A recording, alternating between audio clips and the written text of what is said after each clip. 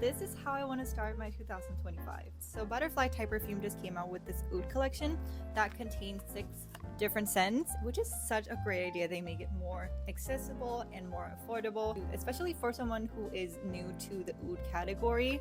This is definitely a must try. I'm going to spray both on my hand and on the paper.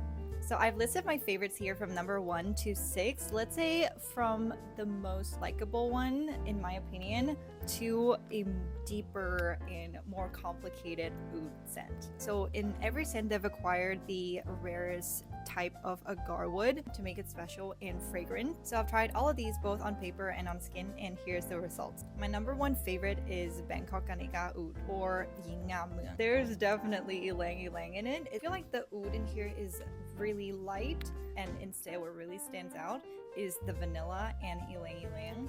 This is probably the sweetest one of all. It has a bit of a powdery but more like balmy consistency. It's a little warm with a little spice. I really like it. And number 2 is Tropico Oud. This one has a pretty similar scent profile, like something in between ivory wood and petrichor. There's some sort of a vetiver, juicy, fruity feeling to it as well.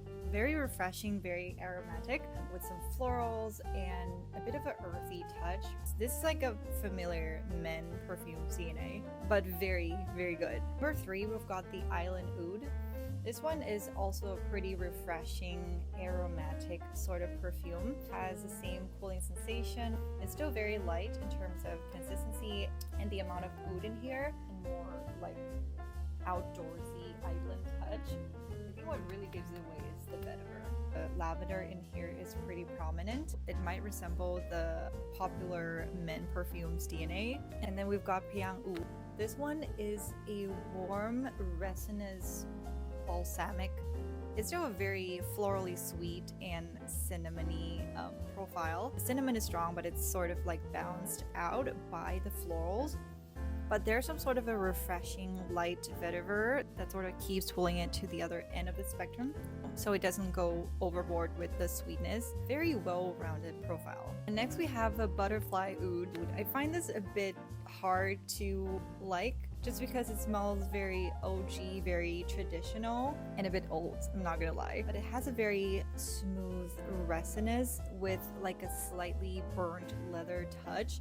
But for some reason, it makes me feel very calm. I think it's the bergamot that sort of brings back some of my memories. There's some florals, but they don't really stand out to me. Yeah, it's just probably the fact that it smells pretty old to me.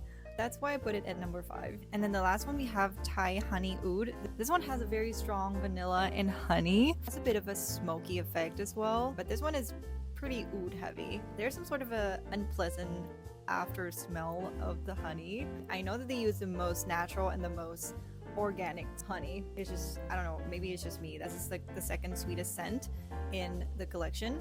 But overall, a sweet, a bit aromatic, and more like an earthy, a little incensey scent profile. These last up to 8-ish hours on skin, and it has a pretty heavy and strong profile, so I don't really recommend using it on a very hot and sunny day. But overall, love it. It smells luxurious, but also very local.